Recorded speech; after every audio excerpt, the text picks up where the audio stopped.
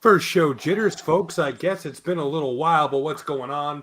It's James from Offside in your ears, and I had to bring a familiar face on for the season kickoff of Offside, season number 8, by the way. Jim Biringer is with me. Jim, how's it going, buddy? It's good, man. It's good. Better than it was.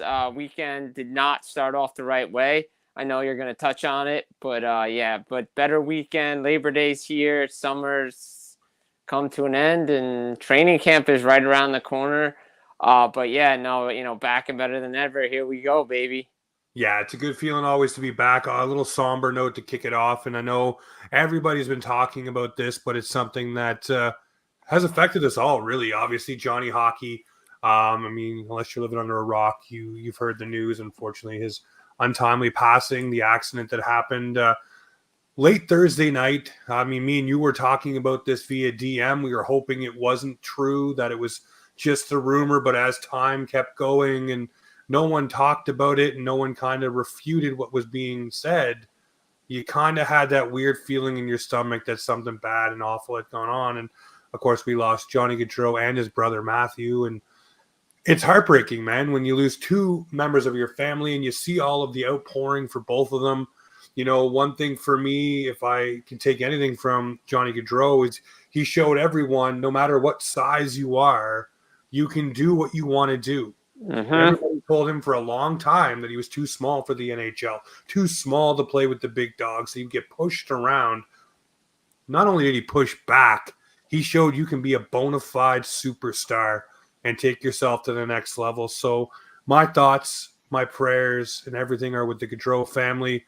An absolute tragedy, you know. And of course, his sister's wedding is supposed to be the next day. They're both supposed to be groomsmen.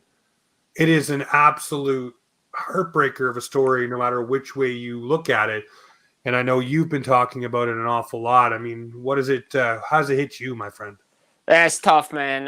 Like you said, we were talking about it Thursday night, praying it wasn't the case. Like I said, I left you a message before I went to bed, letting you know that that was the case, and it was tough the next couple of days. Johnny Hockey, his brother, Jersey guys, very proud of where they came from. Like you said, showing the world that, hey, everybody can talk, say, you're not good enough, you're too small, you can't. There's no such thing as can'ts, man. That's where there's doubters, and that's the one thing I take away as well is, man, these guys, if you say you can't do it, I'm going to prove it can be done. And, yeah, I might not be a big guy. I may, be making my way in this world, in this media world, working my way up, hard work every day. But if somebody says I can't do it, you damn well no, I'm going to prove you wrong. Like Johnny Hockey, taking it all the way. I want to shout out also to head football coach Bill O'Brien, Boston College Eagles, playing here on a Monday night. During his pre-interview, he was asked a question about what his team was going to look like under the regime there. Before he even got into any details, he gave a shout out to the Gaudreau family. Talked about Johnny Gaudreau, his legacy up there in Boston College, and his brother as well. So I want to stay classy. Bill O'Brien, you're one of the best out there.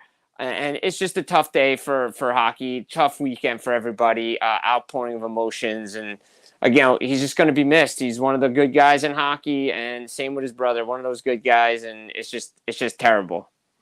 It's terrible. There's going to be a lot of different ceremonies and stuff happening this season as well, honoring him. A lot of players that have played with him, coaches have coached him. He's been a part of a lot of different buildings, memories. Jaromir Jagr today showing that video, the pass, showing, again, the respect, the love for Johnny Gaudreau. So we kicked this season off with, like I said, a somber note, but a nice reminder of what a great person not only him, but his brother as well, were to the hockey community. So thoughts and prayers with the Gaudreau family. And it's never an easy pivot, but we're going to make one here, and it's just going to get into the offseason that was for a lot of teams this year. I want to know from you. You cover a lot of teams. You talk about a lot of things. You see it on the sandwich board here. What was the big move? What was the one that you were like, ooh, hold on a second. That shifts some plates and is going to make a difference this season. Look, everybody knows the team that I cover religiously, but I do cover the whole league. Now, I could point to Steven Stamkos in Nashville. I could say Jake Getzel in Tampa. I could go around and say, oh, what about Patty Kane staying in Detroit? They're keeping their band together there. But I am going to say it's Jacob Markstrom in New Jersey because they needed a goaltender, and they needed a number one goaltender, right? They were trying to fill it in, Jake Allen, Kaapo Kähkönen, and they made the move too late last year. And everybody could say, hometown bias, this and that. Look, I like the addition of Chris Tanev for the Leafs. OEL is a difference maker for them as well. But if you look at it, New Jersey's issue was between the pipes. If they could have gotten a save, they're in the playoffs last year. Yep. And maybe the best thing for them was to miss so they could address all the needs that they had. You not only they had Markstrom, but you had Brendan Dillon, you had Brett Pesce, Paul Cotter, Stephanie. You add size to this team. You're tougher to play against. Your defense is better. But the big thing is you have a number one starting goaltender now that understands how to play high danger area. There's going to be a lot of shots, good rebound control. He showed what he could do with Vancouver. He showed what he could do in Calgary. He's just that number one true goaltender that the Devils needed. And to me, that's the biggest move of the offseason. I know other people can comment, say, hey, Stamkos, Getzel, all these different moves. But to me, New Jersey needed number one goaltender. They needed a save. They got in Jacob Markstrom. No, it definitely did. And that was something you look at that team and you say a few more saves here, there, and everywhere. They would have been a completely different team. They would have been in that playoff run. And I think they would have went a little bit further. So, yes, getting a goaltender there is huge. For me, the biggest move this offseason is a certain Penguin not striking his name on the dotted line for a contract extension. I don't care what you say. No one's talking about it because his name is Sidney Crosby.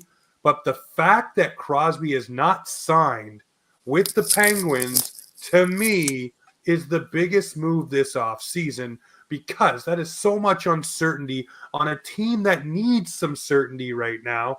And I kind of got the inkling that Mr. Sidney Crosby is saying, hey, if this team is not in the playoffs, when the trade deadline comes around, trade me to an original six team. I think there's a lot of rumblings about Crosby and a certain original six team in this area that I live in because of what was supposed to have happened when the ping pong balls fell a certain way when he was drafted. I also know that he would love to go play with his best friend from Halifax, where they grew up, they trained together, Nathan McKinnon out in Colorado. Look, I think that deal's going to get done. I really do. I think Crosby's going to be there. But again, the longer this goes on, the longer it becomes, okay, why isn't Sid signed? Why isn't Crosby signed? Why isn't the captain signed? We saw what happened last year with Steven Stamkos. Again, when training camp opened, he's like, well, I didn't get a contract extension, negotiations. We really didn't do anything. Everybody expected Crosby to sign July 1. It didn't happen. Then 8-7 came around. Okay, well, superstition didn't happen. My inkling has always been, okay, day one training camp, this is probably when it's going to get announced. We're going to get this thing done. But if it doesn't happen then, it doesn't happen at the start of the regular season, and this thing drags to the All-Star game and beyond, then you can worry in Pittsburgh that captain may not be staying.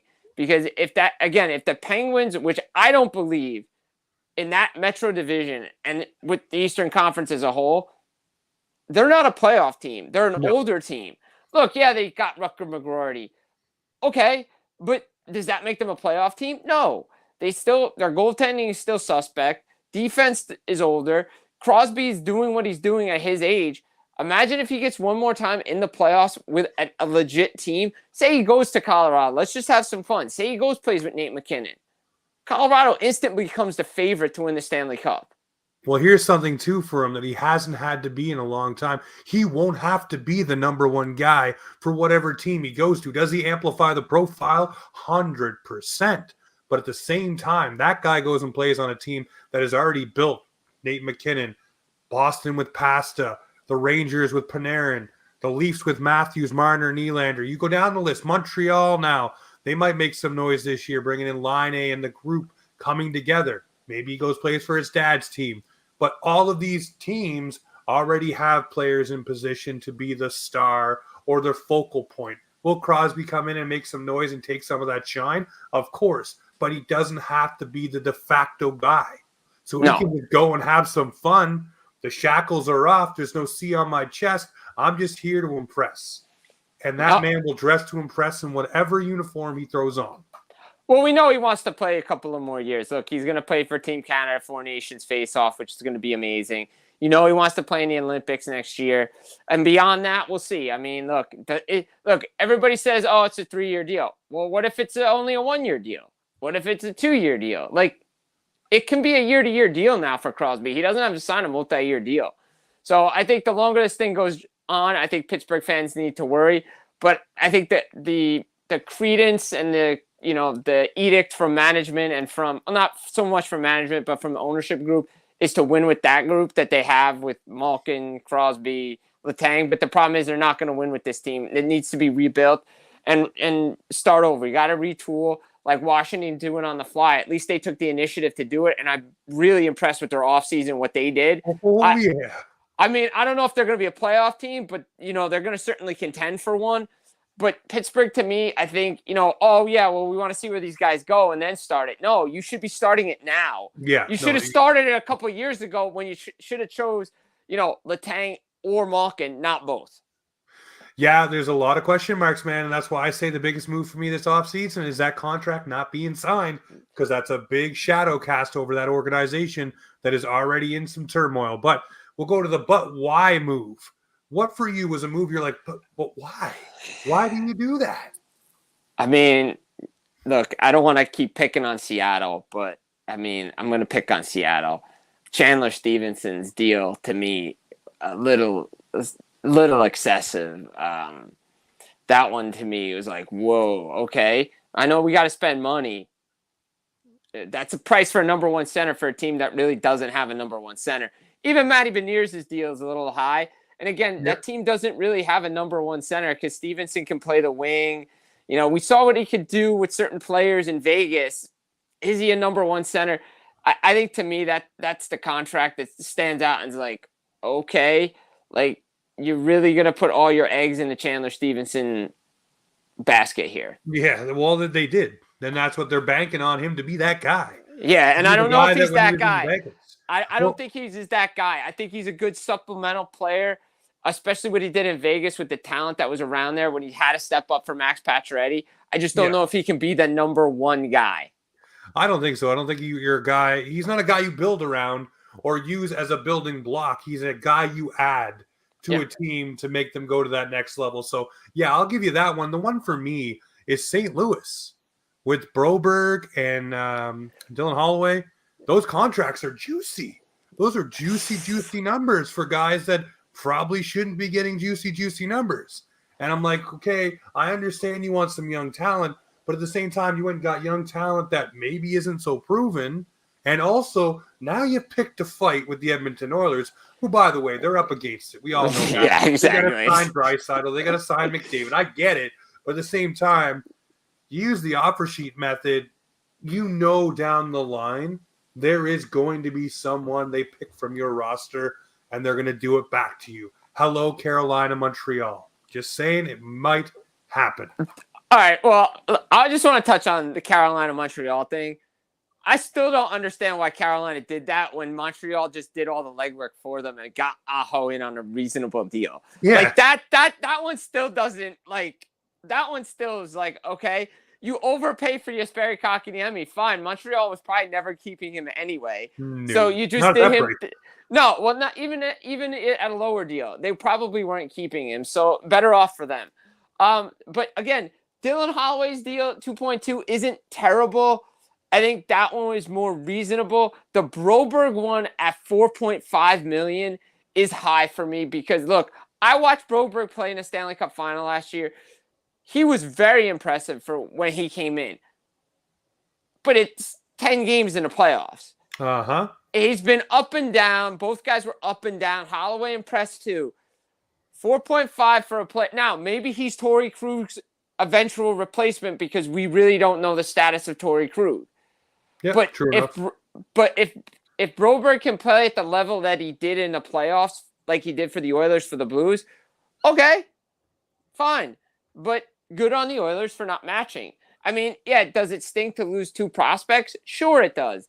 But like you said, they're up against the cap. They got to sign, not only they got to sign Draisaitl, got to sign Bouchard, then McDavid. So even with the cap going up, it puts them in a cap crunch, and we'll see what happens down the road. Look, I was personally not taken aback, but I was very surprised with what Armstrong said, and he's like, well, there's really no gentleman's code. If I didn't get an email about it, then why would nobody used it? I know we were in a salary cap freeze with the COVID, but still, even before that, nobody was really doing it. So very interesting. And I'll give you that one. Those were 2 very, but why moves, especially Broberg at 4.5. Yeah, it's a but why situation for me. Like I said, the offer sheet thing. And listen, I was on the Rob Peterson show. Shout out to our boy. We're both on there all the time. But hey, I said that I love the mechanism. I love the fact you're able to use it. To me, that was a but why one. It wasn't like it was a flashy name or someone that could really jumpstart your lineup with a team that was battling contract-wise with a young phenom-type player. This was just 2 guys that can really add into your lineup, but at a big price ticket. So that's where I was. I want to ask you, though, this offseason, we've seen a lot of different things happen. Teams move different players.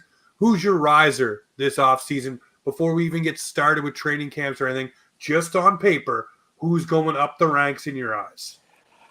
Oh, team-wise, okay. Well, I mean, look, I think obviously the eventual next step for the Montreal Canadiens is to take the next step up the rankings and compete for a playoff spot. I don't think they're going to make the playoffs, but I think it would be I just want to just say it would be a disappointing season if they weren't playing meaningful games in March and April.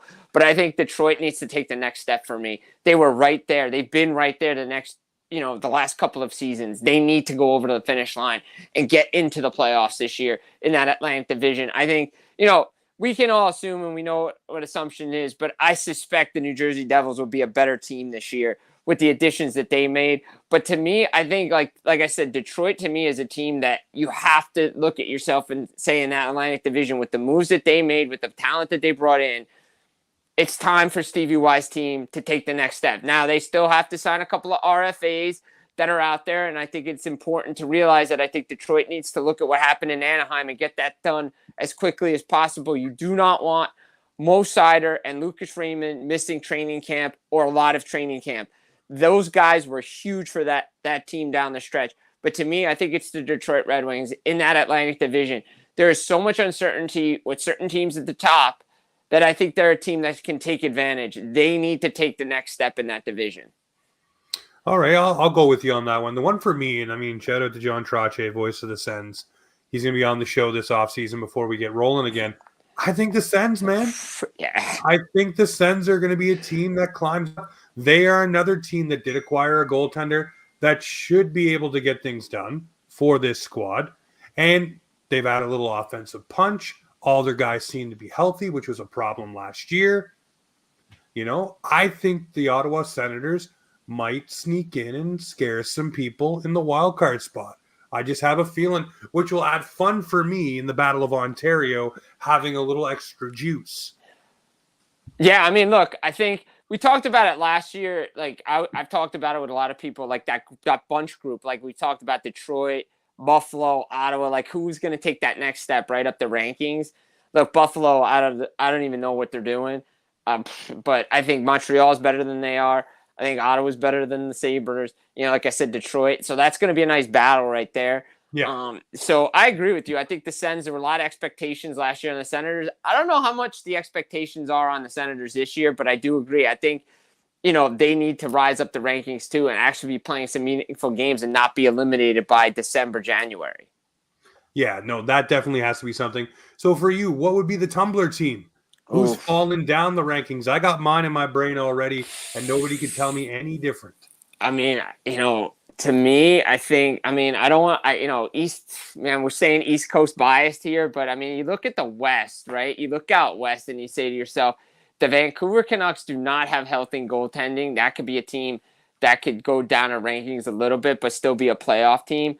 But look, is it hard to say, or is it too easy to say and too obvious to say the Tampa Bay Lightning are going to take a step back next year? Why are you in my brain? That is the team, for whatever reason, I feel is not going to be cohesive with the Stamkos stuff that happened, bringing in Gensel, and I just think they've lost too much, and they're also another year older with a goalie who had back surgery. I know he was great last year, folks, but things catch up to guys. Father Time waits for no one. I mean, is that just too easy because it's the obvious answer? But I think Tampa Bay, look, I think they're going to still be good. I just don't think they're going to be as good as everybody thinks they're going to be. Look, John Cooper's a heck of a coach.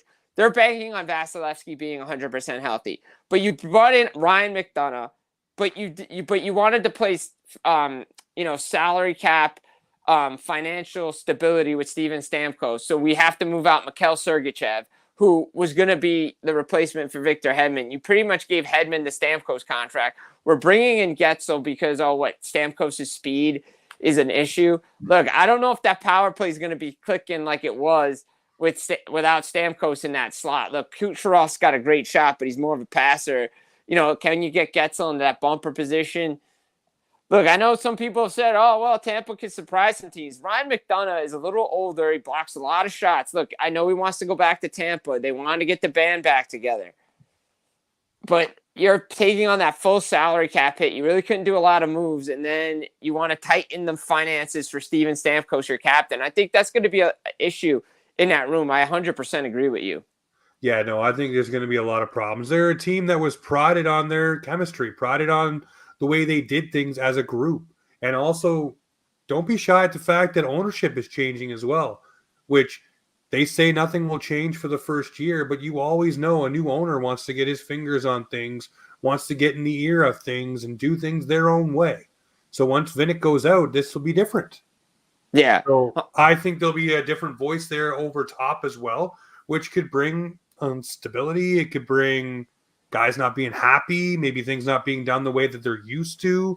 So a lot of changes in Tampa, I think, could be a thing. The other team, too, was said in the comments here just a moment ago, Carolina, another team that definitely could take a step back. Yeah, no, I agree. Carolina definitely going to take a step back. The issue is for me in the Metro, who's taking their place, right? I still think they're still a playoff team, and I still think they're one of the top 3 teams in the division because they have all their guys signed now. For the most part, but they did lose a lot. They lost a lot on defense, especially Pesci, who was huge for them. Yeah. And now he's in New Jersey. New Jersey's better. The Rangers are still there. But again, do we really think the Islanders are a better team than Carolina? Washington, again, I mentioned Washington. They had a lot. They had a great offseason, especially with the acquisition of Thompson to go with Charlie Lindgren. I think their goaltending has improved. Spencer Carberry, another year in the league. Look, I know that team's older too, but again, status of TJ Oshie, if he doesn't play, that opens up a lot of money for them to do stuff at the deadline, to get younger too. So I like what Washington has done in their offseason. Yeah, the Canes are going to take a step back. Do they win the division? Probably not. I think New Jersey's ahead of them, but I still see them as a playoff team. It's not like Pittsburgh where I'm just like, I don't think they're going to be there. At Tampa, again, look at all the guys that are coming, the teams that are coming there. Yeah. So I think that's a team that, you got to watch out for still because, Rod Brendamore's still a good coach. We talk about everything in the East, but everybody's talking, Minnesota, could they get in? I just don't know, Dallas, those teams. But I agree. Tampa for me is a team that I'm watching because so much uncertainty. The cohesiveness is not there anymore. I can't wait to see it. Well, let's get to the meat on the bone for the last 7 or 8 minutes here with you on this beautiful kickoff for the season for Offside Hockey Talk. Of course, we are a Leafs podcast. We talk about the league, but when it comes to the Leafs, we spend our most time there. I want to ask you the offseason moves for the Toronto Maple Leafs. The bashing, the Achilles heel, the loser part of this team. Everybody always said was the defense for the Toronto Maple Leafs, and the new D is here. You have Chris Tanev. You have OEL. You have Cade Weber, which is going to be a project this season, but seems to be a big shutdown kind of defenseman that they're going to try to mold. But this defense, with those additions, may be the best iteration of this defense we've seen in the Austin Matthews era. Do you agree or disagree? I don't disagree, but I also don't think defense was their problem in the playoffs. They couldn't score. They couldn't score in the playoffs. Sheldon Keefe, the former head coach who is now in New Jersey, got that team to play defense when it mattered most. They just couldn't score. But to me, I think I see it on the our stat sheet here. Like I know we'll get to Berube and everything. I like Tanev. Look, Brad Treliving knows him. Yeah. Had him in Calgary. You knew once he became available, he was going to Toronto. Made the most sense. But I like the addition of OEL, puck moving defenseman. Nice physical presence too. Look what he brought to the Florida Panthers in their Stanley Cup run. I think that's another good addition for that team who needs stability on that back end. A lot of guys get hurt. Now you have two warriors out there that have been through everything, especially OEL. He's got that mindset of what it takes to win. Maybe he brings that leadership to those young guys on that D-core and in the room that you need because, look, let's be honest, the Leafs keep hitting that wall in that first round for some reason. Outside of the year they beat Tampa. But they got to get – everybody's got to buy in. That's the big thing. You hear from the Florida Panther guys, everybody bought in. And I think that's what you got to get from the Leafs. But this is the best Leafs defense I have seen under this Austin Matthews, Mitch Marner, Nylander era in Toronto. 100%. It is, and I do think there is more coming. Obviously, Yanni Hakanpää was supposed to be a Toronto Maple Leaf, but with the knee issues, I think the Leafs probably said, no, we're probably good on that. We experienced Klingberg last year. We're not going down that road again. And just real quick on that, too, real quick on the Hakanpää thing, I think, probably they've been talking to the league, the PA, because I think the PA, or not so much the PA, but the NHL has been looking into this LTIR stuff. So imagine you sign a guy, can't really play, and then you just dump him on LTIR. They're going to be like, okay, so why did you sign him in the first place if you didn't know? So I think that's some stuff that they've been talking about. That's why there hasn't been an official announcement on the Hakanpää thing. Well, there's that as well, but at the same time, the Leafs wouldn't be at the full threshold anyway. No, exactly. So they would have to get to that threshold to be able to go into LTIR, which I think this season they would rather be accruing the cap space towards the deadline instead of being in the LTIR, which is more difficult to maneuver around and do different things, and the possibility of losing players to waivers and such because you're so tight to it. So I think this year they may go the accrual route, not the LTIR route. But I agree with you. The defense, for me, this is going to be one of the best iterations. You also know that you're going to have stretches of no Chris Tanev. Yeah. Because the guy is an absolute warrior. So what do? When Kawhi Leonard was in Toronto for the NBA, for the Raptors, they did this thing called load management. Do you do that with Chris Tanev? Hey, you're in for the big games, in for the important games, down the stretch, maybe load manage him so that way he's healthy and ready to go. Any bruises, bumps, snaps, breaks, this guy plays through it all, by the way. If you can let him heal some of those on some load management days, maybe you do, and let this guy be healed. But OEL brings an element that the Leafs haven't really had. They wanted Liljegren to be this guy. They wanted Liljegren to be a puck-moving kind of defenseman. He really hasn't grown into that fully yet. And last year, the only guy who could really break out the puck a lot was Morgan Riley. So now you have OEL who can do that as well, get the puck out, get the game going, get it going up the ice, keep that transition game going all the time, which is a lot more difficult for teams to chase you. When you don't have that throughout your defensive pairs, it sucks. And the Leafs can show you how badly it sucks because they can't move the puck out of the zone. So I watched a lot of Leaf games last year. I saw them in person. When they can't move the puck out, they get pinned in there for long stretches of time. And I think OEL is a good replacement for Rasmus Sandin. Again, that's still a head-scratching trade to me because the way he's played in Washington, it's like I don't understand why you moved him out.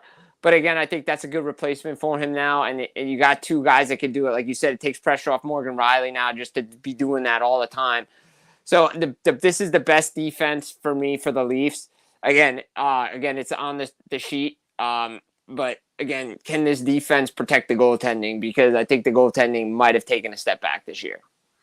Yeah, we'll talk about that in a minute. I think the goaltending actually took a tick up in my mind. But we'll talk in a second after Berube because Berube comes in as a guy who's for the crest on the front, not the name on the back. He'll sit you on the bench. He doesn't care what your name is, what your status is with the team.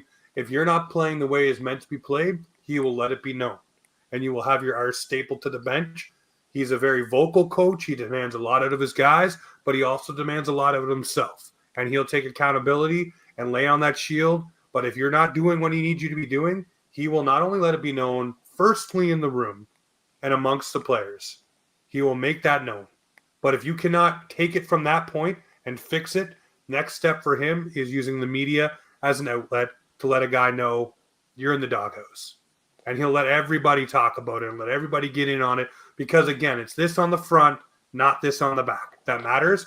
And this is on the front is what's going to go through the playoffs. A group, a team, not a club, not a fun house, not a country club, but a team that is together to go through it. And I think Berube is the guy for it. Now, I went back and said this before. Mike Babcock was this kind of coach when he came in. But these young guys that were coming in, they didn't need a barking coach. They needed a coach to get them through the NHL, get them through the rigors, and Sheldon Keefe ended up being that voice. But now these guys are ready for that veteran voice that's going to push them harder and get every last drop out of them. I love Sheldon Keefe. I thought he was a great coach for the Leafs. He'll be a great coach for your Devils, but I think the Leafs now need a kick-in-the-ass coach. If you look at the two speeches in Game 7, we've all seen it, the Berube one and the Keefe one. I'm taking the Berube one in the playoffs every single day. Yeah, no, look, Craig Berube, we know what he's done with the St. Louis Blues. Look, the year that they won the Stanley Cup, last to the champs. And everybody bought in, right? Guys were blocking shots, hard to play against, good defense. Look, they had Jordan Binnington. They went on this run. But there were times in the playoffs you were just like, ooh, okay, what's going on? Especially that first-round series against Winnipeg Jets. It could have gone either way. Because I thought, whoever came out of that had a potential to win a Stanley Cup. It ended up being St. Louis. They go in a hostile environment. Like you said, he knows how to hold guys accountable. It doesn't matter. We saw, in this final days in St. Louis, Kyrou, Robert Thomas, guys were getting called out in the media. Guys were being benched. Guys were being sat. If you don't play a certain way, you're not playing the rest of the game. And that's what they need. They needed new voices in the room, right? Love John Tavares, good captain for at that time. Now, new voice has to be Austin Matthews. Everybody knows it's Austin Matthews' team. Craig Berube comes in. Look, this is what we're doing here. Right, we know John's still going to be there. We know he's still going to be a leader in this team, but he's going to lead a different way and can focus now on his final year of his deal. But Berube is going to demand the respect in the room. He's going to demand the accountability. This is just going to be, hey, guys, we know you're a great regular season team. We know, it's a given. We're probably going to get to the playoffs. We got to be playing a certain style by the end of the regular season to know we can get through the playoffs. Because last year I thought they went through the grind. I'm like, okay, they struggled a little bit, got to get in, fighting. I was like, all right, this is the year. They finally figured it out. And they didn't. No. But I think Berube comes in there and says, hey, guys, everybody's got to buy in. No matter where you're playing, everybody's got to buy into the same system, and that's what we have to do to be successful. I like the hire. Look, very coveted coach, right? New Jersey was after him, but Toronto ended up paying him, getting him there because they really want him. They felt that this was the need for him. Boom, here we go. I'm very interested to see it because the Leafs come to New Jersey after they get back from Czechia, after they play Buffalo. So I can't wait to see that. Listen, and I forget who it was. One of the coaches, Dean Emerson, said, if you think that a game that my former team, any coach, any player says it doesn't matter, they are full of shit. Yeah, because it does matter. It does matter. Big deal. Everybody downplays it. He's like, that's crap. Everybody has that date circled on their calendar, and it's go time. Speaking of go time, is it Robertson go time for the Maple Leafs? Is this guy going to leave? For me, I say Nick Robertson. I understand where you are. I can empathize with the player. I can empathize with the team. This guy did not step up when he was given opportunity in the playoffs when William Nylander was down. That was his moment to shine, grab a hold of a brass ring, WWE terms here, and take it and run with it. He did not do so. In the regular season, though, 54 games played, 14 goals, this guy showed that he can do great things with limited time. He can get the job done, and he can be a top 6 player. And now with Bertuzzi leaving, there's an opportunity for him to be an offensive threat with this Maple Leaf squad in the top 6 or even the top 9, but top 6 probably.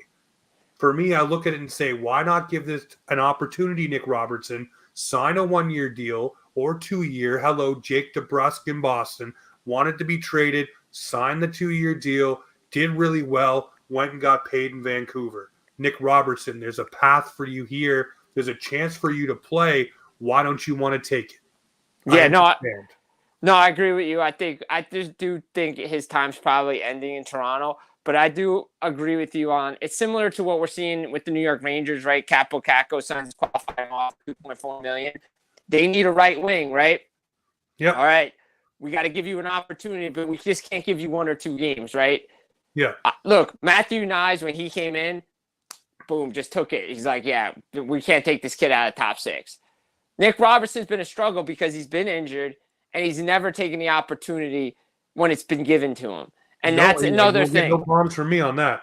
No, look, guy's been injury prone, and it stinks because when he's been in there, he's been very effective, especially in regular season. Now, playoffs is tough, Boston, all right, but still, you got to be able to produce. You have to be able to step into that position because that's what the Leafs need from you because potentially you're the future up there in that top 6. Like you said, Bertuzzi's gone.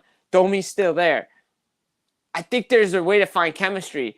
But again, you can't just say, oh, 1 game here, 1 game there. You got to be consistent. And if you don't see it in the preseason, look, I know everybody wants to say, oh, preseason don't matter.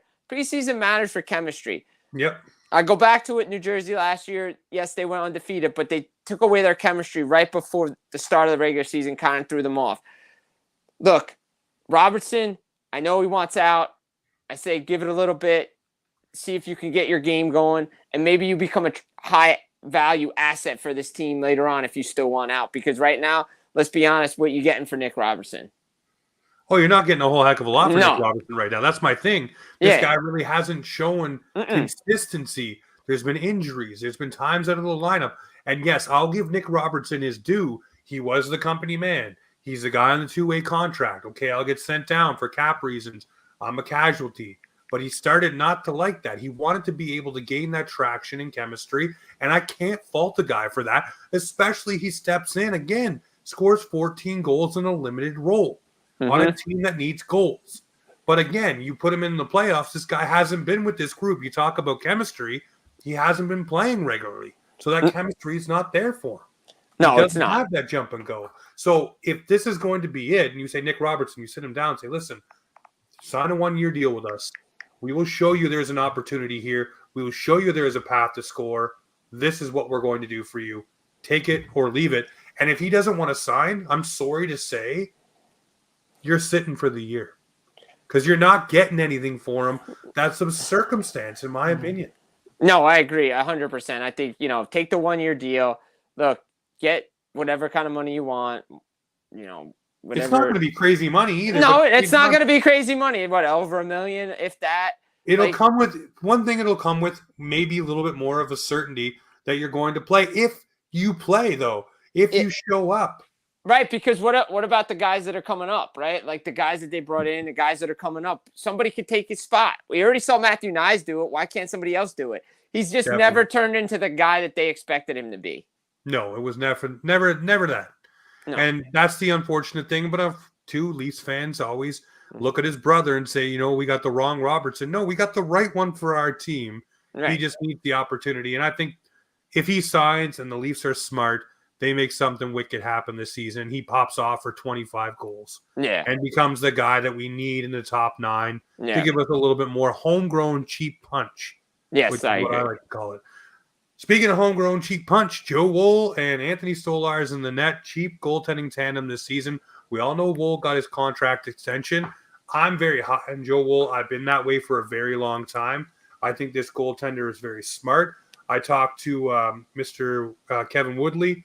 He broke down a lot of different things with Joe Woll and what he does. And anytime a goal is scored against him, he fanatically breaks down the tape to figure out where the miss was, where his miscue was, and how to recorrect that and rebuild that situation so he's good and ready to go. So this guy is not only a beast on the ice, a beast on the keys, by the way, as well, but he's also a beast in the film room. This guy wants to learn. He wants to devour knowledge. He also studies a lot of different goaltenders.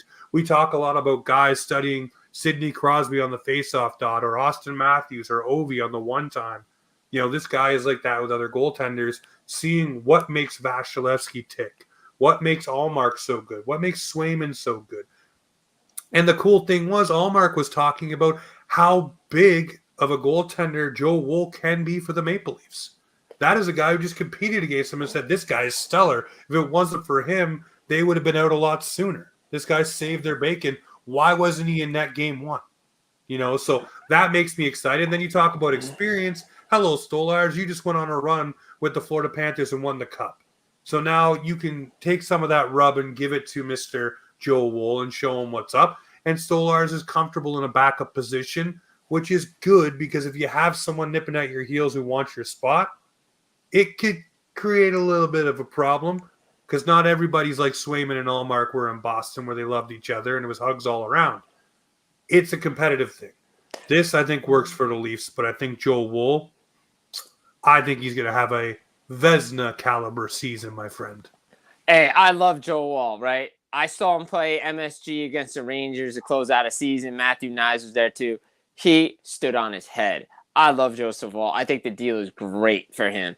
The big issue for me is he's got to stay healthy because he didn't stay healthy in the playoffs. I mean, look, Samsonov played great Game 7, but just imagine if Joe Woll could have stayed healthy in that game.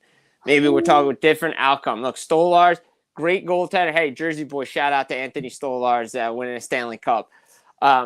Look, it's interesting because, look, everybody's high on Stolarz. He played with Florida. I want to see what he does with this Leafs team as a backup here because, like, say Joe Woll, like, look, does go down, knock on wood, he doesn't. But, like, can he take the starts there? I mean, I know Matt Murray is still in the organization. And, look, we're going to see what his hips are, too, because he'll see some action, in this preseason. But I like Joe Woll. He's the number one there. They got him that 3-year bridge deal. Good term, too. I believe, $3.5 million AAV.